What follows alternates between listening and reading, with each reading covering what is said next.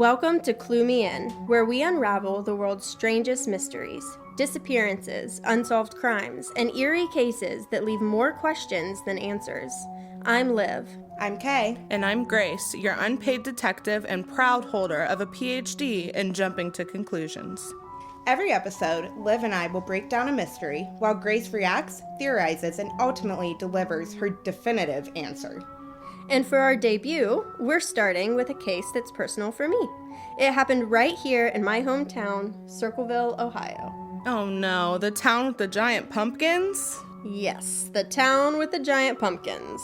But today we're talking about something much creepier than a giant gourd festival, the mystery of the Circleville Letters. So our story starts in 1976. Residents of Circleville, Ohio, started receiving strange, anonymous letters. These weren't your average, have a great day notes. These letters accused people of dark secrets, affairs, and crimes. And the scariest part, the writer knew things that no one else should have known about the people. And there were hundreds of these letters. They just kept coming to Circleville residents straight to their mailboxes. Most of them were postmarked from Columbus, but no one knew who was writing them. And they were all written in, these big block weird letters. That is so creepy. It's weird. Mm-hmm. There were so many residents that received this letter, which made it even more creepy, especially because of the content of these letters, accusing people of seriously awful things. We don't know for sure if any of them were actually true, but it was definitely clear that whoever was writing these letters knew intimate details about these people's lives. It definitely wasn't just some random guy off the street. So one of the first targets was a local school bus driver named Mary Gillespie. So the letter she received read as follows. I have been observing your house, and I know you have children. Stay away from Massey. Oh my gosh. So Gordon Massey was the school superintendent, and these letters were coming, and they were warning Mary to stop having an affair with him, or else her secret would be exposed. So someone went through a lot of time and effort to stalk or find out all this information about all these people. Right. Whoa. Yeah, very odd. So at first, Mary tried to ignore it, but the letters didn't stop. In fact, they started coming to her husband, Ron Gillespie. One letter said, Mr. Gillespie, your wife is seeing Gordon Massey. You should catch them together and kill them both. He doesn't deserve to live. Oh my gosh. Right? Was she actually having an affair? We don't know if anything's true or not. It's just what the letters said. But later on, it seems like maybe she was. But at the time, she was denying it. Okay. So we don't know for sure. But Ron did end up confronting her about it, and then she denied the accusations. Wow. But since nothing happened, the letters continued because they weren't doing what the letter writer wanted them to do. Which is for someone to die. Right. Mm-hmm. Yes. And so after a couple weeks, when the letter writer realized that Ron wasn't going to kill them, he received another letter which said, Gillespie, you have 2 weeks and you had 2 weeks and you have done nothing. Admit the truth and inform the school board. If not, I will broadcast it on CBS, posters, signs, billboards until the truth comes out. And that was to Mary's husband? Yes, this was to Mary's husband. Yeah. So this is where things kind of take more of a tragic turn. So on August 19th, 1977, Ron got a phone call that night. No one knows what was said on it, but whatever it was sent him completely over the edge. He told his daughter that he was going to go confront the letter writer and stormed out of his house with his gun and not another word. Whoa. So it went from letters to a phone call. Mm-hmm. And do we know what's the span of time? Do we know from when the letter started to when he gets the phone call? So the phone call happened in August of 1977. And these letters had been going on throughout the town for a while. Hold on. Let's see. Let me see if I can find it. Okay, so it was about a year later because the letters started in 1976. Wow. Yeah. That's dedication from this mystery letterman. Right. So then Ron goes, he gets this phone call, storms out of the house, and then minutes later, he storms out of the house, right? He's found dead. Oh my gosh. Yeah, in his car.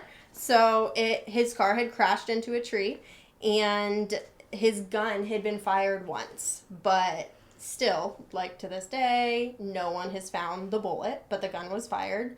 And authorities just rolled his death as an accident, but like I don't know. I feel like what are the odds that like that the bullet wasn't found? So I feel like someone had to have been there either after. Right. Where was the something. bullet? Yeah. Yeah. And so crazy. This is all true stuff, guys. Like, you can find it in the Pickaway County's police records. And the people in the town weren't convinced either. How does a guy fire a gun, crash his car, and then conveniently die just as he's trying to confront his blackmailer? Kind of weird to me. Yeah, I feel like the letter maker just wanted to make a point and maybe didn't do it the best way. Yeah. So after Ron's death, the letters didn't stop. And in fact, they even got worse. More people in the town received threats, and signs started appearing along Mary's bus route while she was driving. So she kept working after he died. Mm-hmm. Yeah. And then this stuff just started following her. Mm-hmm. Yep. Yeah, pretty much. Yeah. Okay, this is where it gets, like, kind of crazy. So, I guess it has kind of already been crazy, but this is another crazy part. So, one day in 1983, so this is 6 years later. That's so this crazy. stuff has been going on for like 6 years. Yeah. Wow. So letters are still arriving. No one had been caught, and Mary's on her bus route. And while she is, she spots this sign that's like on like the side of the road, posted on the side of the road, and it's accusing her daughter of like super disturbing things. So at that point, she obviously had decided, like, I have had enough. So she pulls the bus over, she rips down the sign, and when she does, she finds out that it is booby-trapped. What? Yes. So someone had legit rigged a gun to fire when the sign was removed. Oh my gosh. Somebody has like a vendetta against this family. Clearly. Yeah. Wow. Well, so thankfully the booby trap failed, but finally the police then had a piece of evidence.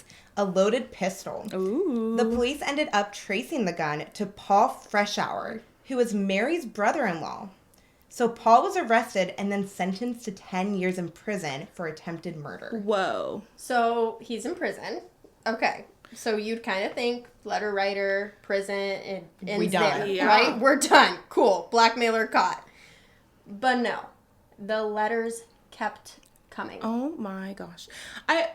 Like her brother-in-law, so is it her husband's brother or like a brother-in-law on another side? They don't make that clear. I'm actually. actually not curious sure. like if he's like a sister's husband right, or like her husband's brother.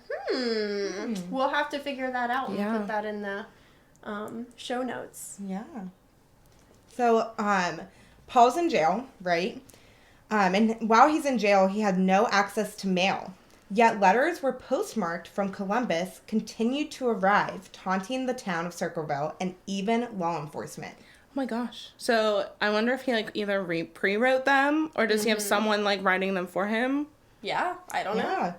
Well, and the warden of the prison himself even said there was no way that Paul could have written these letters. He had no access to pen or paper, and the letters were still coming from Columbus. And then Paul even himself got a letter from the Circleville writer while he was in prison. So he sent one to himself? I mean, if it was Supposedly. him. Whoa. I know! Yeah, it really is crazy. But then eventually, in 1994, he's released from prison. And he actually did, like, maintain his innocence until death in 2012. So, like, he never admitted to anything. So, who knows? But he says he was innocent. And no one really I think knows. I would as well. I mean, you know. that's a good point. Yeah, no one knows if he's guilty or if he's just a convenient scapegoat. I mean, yeah, that's where we kind of are. Yeah. And whether, he was a scapegoat or he really was it, in the end, over 1,000 letters were sent to residents of Circleville, and no one ever figured out who wrote them. I mean, that's like a lot of energy. I can't imagine, one, finding that much dirt on people, but then two, taking the time to write them, mail them. Right. And then monitor that people are doing what I want them to do. It definitely seemed personal. Yeah. Some theories even suggest that multiple people were involved. Maybe like a network of letter writers keeping the mystery alive, even while Paul was in jail. Others think Paul was the writer, and he had a way of getting the letters sent from prison. And then, of course, there's the theory that the letter writer was just simply never caught at all.